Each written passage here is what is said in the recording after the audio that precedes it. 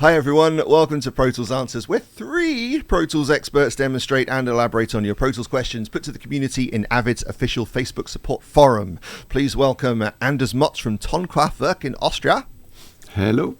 And master instructor, master of all master instructors, master of all master of all master instructors, Andy Hageman over in Tokyo. I believe you skipped one of the master. Sorry, Andy, I'll do better next time.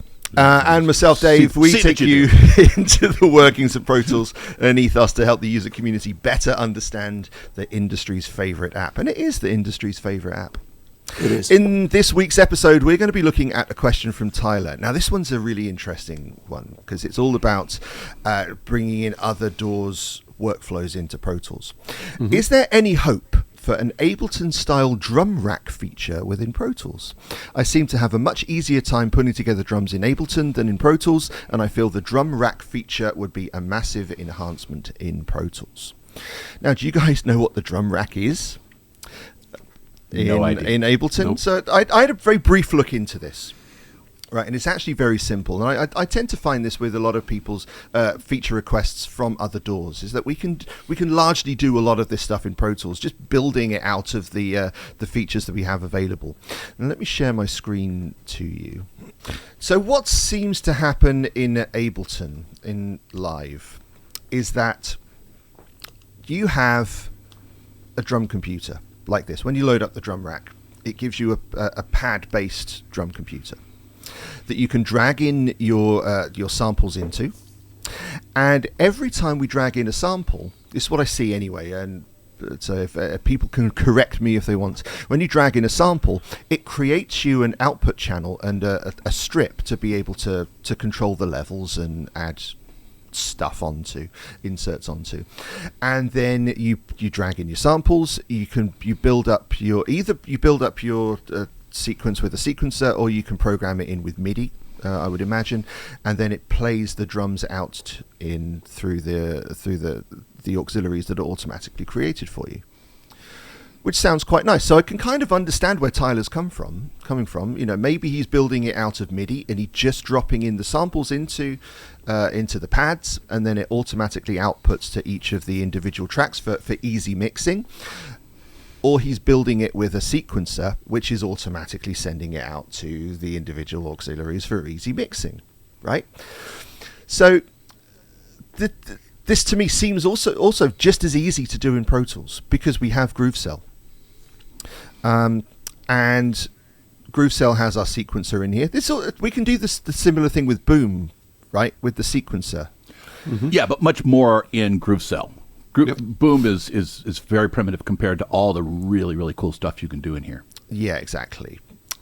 So I wanted to show you guys how we could actually build up a similar kind of workflow in Pro Tools. It's actually really easy to build. And then we can save it as track presets. We can save it as session templates. And then we can work largely the same way that it seems that you can work in Ableton. So I wanted to show you how we can set this up. So I'm just going to fold that down, and we're going to start from scratch. And I'm sure you guys are going to correct me with a couple of things as we go, but please do so in a kind way.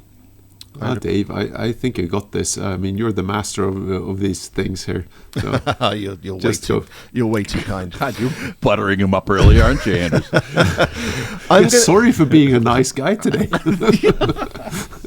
We've got another half hour. It'll stop instantly. Anything can happen in the next half hour. So I'm going to start by creating a MIDI track, and I'm going to stick GrooveCell on the MIDI track. An instrument track. Sorry, the instrument track. Boy, that didn't last long, did it, Anders? I corrected nicely, didn't I? Was that impolite? Sorry, Dave. That was really impolite. So I'm doing this on an instrument track largely because it's easy to do, right? Yep. We could obviously do this with MIDI tracks, and we can use the auxiliary tracks / folder tracks later on. But I think at the moment, it's just the easiest way to be able to host GrooveCell and program MIDI with using a minimum number of tracks. Now, we've got 16 pads in GrooveCell. I'm only going to use 15 of them, because if we look at one of the pads here, we've got 16 outputs, but one of them is the main output, and I don't want to use GrooveCell as one of those pads, right? This is just purely for replicating what Ableton does. If somebody wants to use one of the auxiliaries, it's the main instrument track, it's fine. But I'm going to create 15. You just create 16 of them and then delete number 1. I could do. That's a good point. Let's do it that way. Okay. So we have 16 auxiliaries. Let's go to GrooveCell, and we're going to set each of their output, the pad outputs, to output 2, 3, 4, 5, and then we'll skip a. Shall we edit some of this stuff out? Maybe you can speed up the video. Oh, that's a good idea. I don't know how to do that. Well, I probably do. Okay. I probably do. Scene? Yep. I think so. So we have each of the pads outputting on their own GrooveCell generated bus. So let's select all of these. Going to hold down Shift and Alt, our do to all selected command, and actually no, do to all selected in order by holding down Command as well. Go to Plugin, and GrooveCell gives me, and it's GrooveCell 1 that I want to use, and we can see that I can only start on output 2, which is why I started on output 2. So I'm going to select output 2, and that's going to set all of the inputs in order to the pads that I've except for to. pad 16. Do pads? Because you didn't create a pad for 16. Sorry, and you probably told me to do that. I did, but I figured it'd be easier just to tell you twice. GCD pad 16. Plug in. There you go. There we go. There you go. That's the pepper. So now when we play on each of these pads, we can see that they output through each of the individual auxiliaries that we've set them up to. So it's nice. It can be a little bit of a workup to actually get it to do it, to build it, right? Ableton is nice. It does it all for us, but then Ableton does a lot of things for us. It's nice to actually see the process in order and the routing in order. So just to make that a little bit easier now, because there's a lot going on there, I'm going to fold it into its own folder. And I'm going to call that Ableton Live Drum Rack. So now we can fold it down into its own folder. I obviously forgot to put one in there, so we'll just drag that in there too. And then we'll set, so all of the outputs have been set correctly.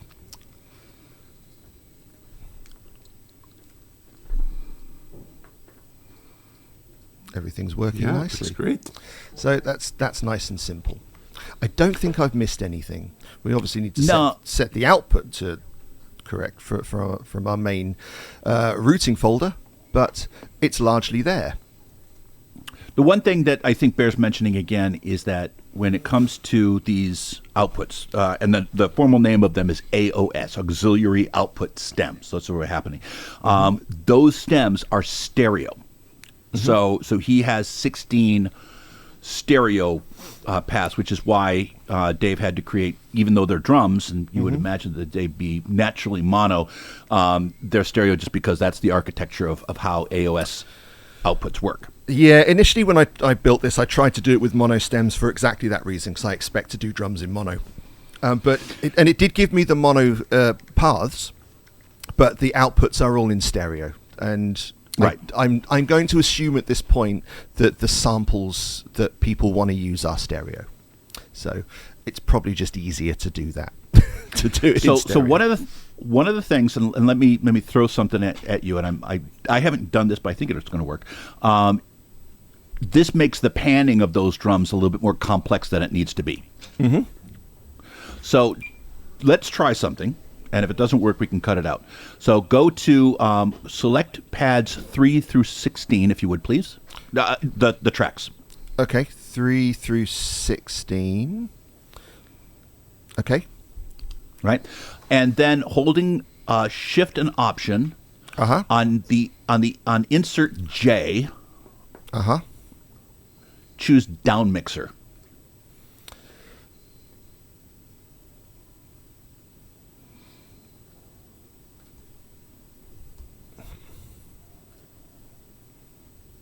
Okay. And now you've got mono tracks. Okay. That was really cool. Great. Love that, Andy. Nice little hack. There you go. Down Mixer is the unsung hero of so many of my mixes. So it just automatically converts our stereo track into a mono output. And the reason why I put that at the bottom, and it can be anywhere you want it to be, but from that point on in the signal flow, it's a mono path. So you could just as easily put it in the top and everything. In fact, I probably would put it in the top so that everything else. Because it has advantages being in the top because all of the following plugins will then be in mono instead. Yep. Great. Yep. That's a really good point. Yeah. So I would probably in that case put it into the top one. Andy, that's a great feature. Thank you for that. Yeah, I work a little bit differently than this and you'll see why in just a second. But it occurred to me that this would probably work. Yeah, Andy, before you run your show, because you've got like a similar workflow to this, right? I'd just like to mention that one thing is possible, and that is, of course, to run Ableton as like part of your Pro Tools session. And that's something that people tend to forget, but we've got a feature within Pro Tools that's called the Ableton Link. So Ableton Link, basically in transport window or in the main toolbar, you can add the Ableton Link, which is synchronizing tempo and positional reference across multiple that could even be multiple computers on your network or Wi-Fi, but also on the same computer. So you can run Ableton as an integrated part in Pro Tools. If you want to do that, if you think Ableton does something for you that Pro Tools can't, why not use it inside of Pro Tools? Well, exactly. And a majority of the students that I teach at Point Blank come from Ableton. They come to me for largely a Pro Tools based module for a term, and they usually come out of it. I would say a large percentage of them come out of it wanting to continue composing in Ableton and then mix in Pro Tools. But we're talking about not buying Ableton, and if you don't have Ableton, you can do it this kind of way. In Pro Tools. But let me just add a couple of extra things in, because there's a couple of other parts to that workflow. So part of that Ableton workflow was dragging in sounds from the Ableton's clips bin, and largely what I think Ableton is doing, it's all about dragging MIDI clips and audio clips and audio samples and loops and things to build up music without having any musicians involved as such, right? Pro Tools, I don't think it's about that approach. It's about recording real people and making and recording music and then mixing it rather than dragging in loops. But we do have a loop library in here that I'd probably argue a lot of people don't always know is there. If we can get to it through Window and then clicking on Soundbase, and we've got quite a sophisticated library system to be able to search for specific sample types and loop types and things like that. There's loops in here, there's one shots, and ideally what we would want to be able to do is drag out of Soundbase and into GrooveCell. But we're finding at the moment that isn't working very well. And I think when we were talking off camera, Andy, what's probably supposed to happen with GrooveCell is that you can drag samples into the pads from anywhere. Soundbase and clips list. Yep. So we're going to feedback and see if it's either a thing that needs to be refined with GrooveCell or whether it's a bit of an issue with the GrooveCell version. But what I'm finding is we can right-click on a sample that you like the sound of, and obviously we can audition them in here. We can reveal it in Finder, and then we can just drag it into the pad that we want to work with, and then that sample is available for us. It's a slight workaround, I know. I feel that it will be refined nicely over time. but it works for us quite nicely at the moment. But obviously, building that matrix at the moment, it's a little bit of a time-consuming thing. So what we can do is, so that we don't have to do that every time, is we can save it as a track preset. And we can make sure we include all of our member tracks, because I folded it into a folder. And the folder just keeps it all nice and neat, organized and stuff. Click OK, and then the intention is that we can then recall this whole thing as a track preset, and we don't have to build it each time. But what I'm finding is when I re-import the track preset, it resets all of the outputs, which is a pain. And I'm also finding when I'm loading up new kits, it's resetting all of the outputs as well. So it's just a couple of things to bear in mind for the workflow as it stands at the moment. But what I have... Dave, that might have to do with what you've got selected in when you're constructing the track preset. It could be. Have you check that? Yeah. It could be, but as I said, we can refine this as we go. But what I have found is that if we create the session as a template, from a template that has the drum rack built with all of the routing done, it doesn't reset it. So it retains the routing through presets, and I would probably surmise that it would retain the track, the routing, when we import it as session data as well. Yep. So it's not quite as streamlined, but without buying an entirely new piece of software and all of the extra kind of steps that it comes with working with two apps. I think it's a nice, easy way of working. Definitely. And you set it up one time, you save it the right way, and it's easily recallable. Exactly. Right, Andy, you wanted to talk about So Superior. So building on what Dave has got with the auxiliary output stems. GrooveCell is great. It's not necessarily the sounds that I use, not necessarily the way that I work. I use Superior Drummer 3. I use Strike because it's an easy compositional tool for me. Not a popular drum kit, but it's easy for me because I know it. But let me show you a way that you can use those same kind of features to give you the same kind of outcome. And let me go ahead here. I'll share my screen. It's just a little bit different way of doing it. And so what I'll do, I've already set it up to a certain degree. So let me just kind of describe what I've got. So I've got at the top there, I've got a routing folder track. And this is where I would put anything that I want to be on all of my drums. So if I wanted to put a compressor on all my drums or EQ or whatever, on the whole drum kit, this is basically my auxiliary stem, right? It happens to be a routing folder. Why? So that I can do this. And so that it's gone and it's back. Then I've got an aux track that is simply a home for the virtual instrument. And the virtual instrument that I've got here is Superior Drummer. Okay, so Superior Drummer, this is the kit. I've got my basic kit here, and I could put in grooves and stuff like that, but I want to create my groove and my drum parts in MIDI. So each one of these individual drums can be triggered by a MIDI note. And what I've got here is a very simple way to show this. I've got a kick MIDI note, 2 snare MIDI notes, and a hat MIDI note. And the height of these tracks. Now, the one thing about MIDI and drums is one pitch will control one drum. Mm-hmm. And what that allows you to do is something that a lot of people don't know, is that you can set the track height of a MIDI track to be one note. And so if I only have my kick on one MIDI track, well, then I can set my one note, and I'll do it by right-clicking, go to single note, and it will show you right there what note is actually on the track. And you just choose that, or you could choose any of the other notes that you want to. So I could choose that it's, let's say B flat 7, right? And now that goes away because I don't have any of those notes on here. So what I'll do is I'll go back here to C1, and those are my kick pitches. And what I've got essentially is something that looks a lot like the same kind of editing environment as what you have inside of Boom or inside of Ableton or inside of GrooveCell. It just looks like a sequencer. It's a beautiful way of composing drums.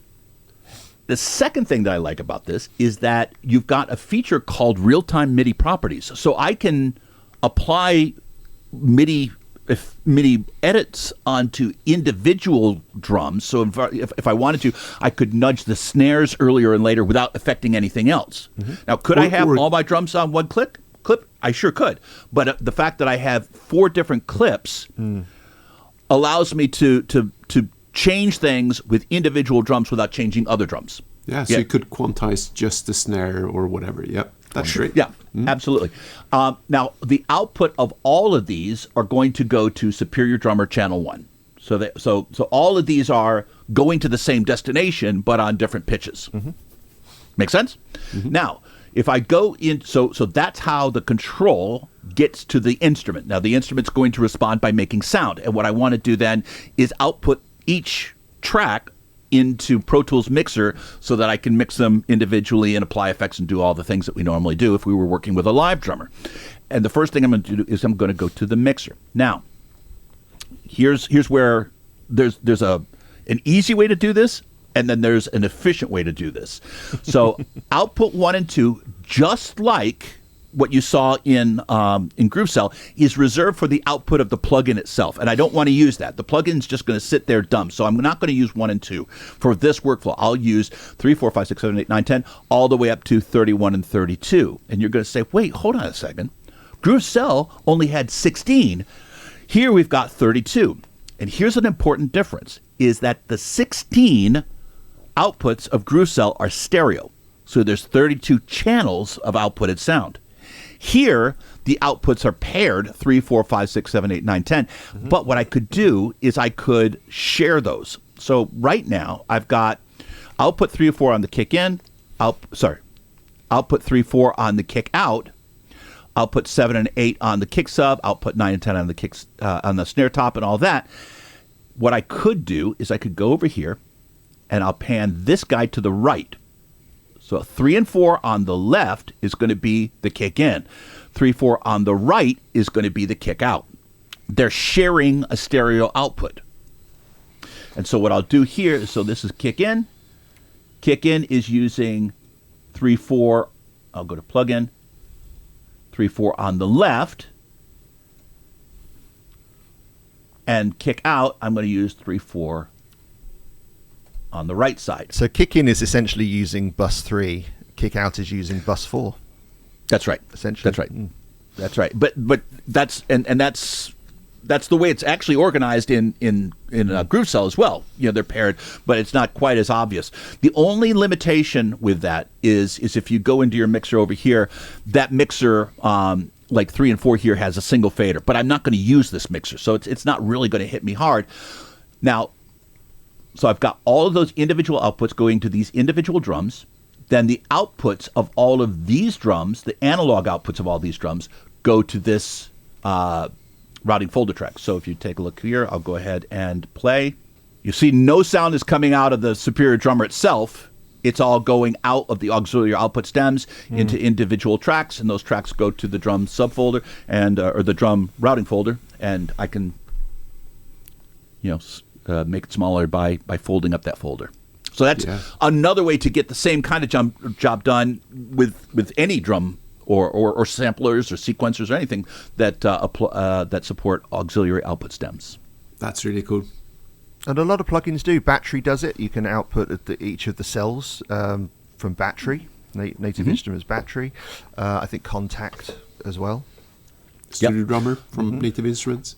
East-West. So for people who do a lot of film scoring, I'm a big East-West user for orchestral sounds. Same kind of thing. So you have just one plugin that just sits there working, and then you use all the auxiliary output stems to do your processing and your mixing individually. And remember, you don't have to do that. That's an option for you, which gets you perfect control over every sound individually, right? And that's the key thing. That's the key point. And Andy, when you do that, do you just have the MIDI perpetually playing, or do you bounce it down as audio, render it as audio? You know what? Honestly, I don't bounce it down to audio unless there's something that requires it. For example, if I wanted to do like a backwards snare, something that needed to be really processed.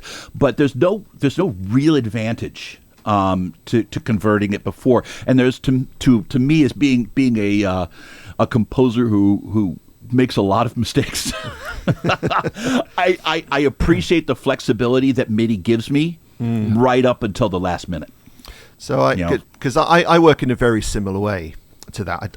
I did use auxiliaries at one point, and I was performing the MIDI live. I got to a point where I just wanted to bounce them down, because then I think the computer's doing less work. Once you've done with a MIDI performance, there's no reason to keep it as MIDI. I think if we render it as audio, you've got there's less strain on the computer, I feel.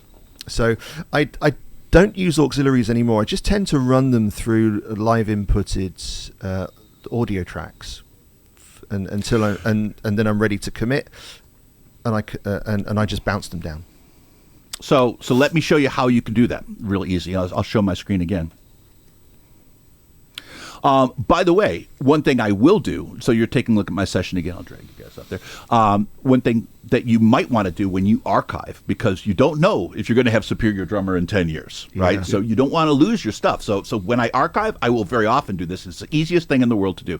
So I've got my my drum auxes selected here, and I'll just go ahead and right-click. So you select your tracks first, choose Commit. And I will consolidate the clips. Do I want my... No, I'll leave that alone. And yes, and I'll hide and make my original tracks inactive, so I won't even lose those. And I'll go ahead and click OK.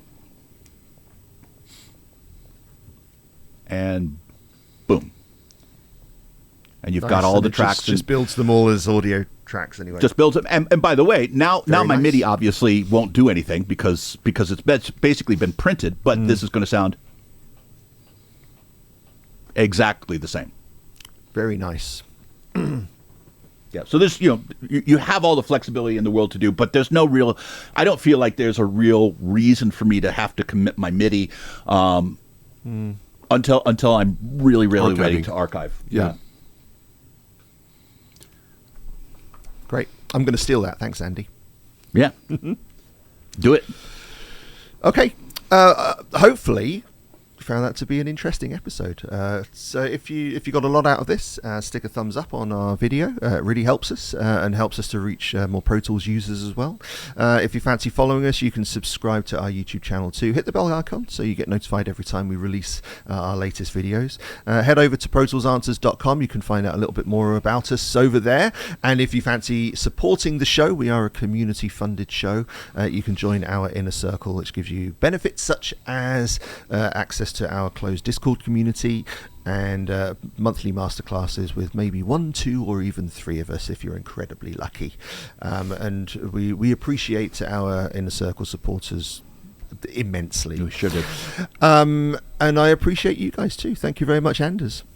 Thank you, Dave. Thank you very much, Andy. You betcha. We'll see you guys next time. This is Pro Tools Answers. My name's Dave, and we're out.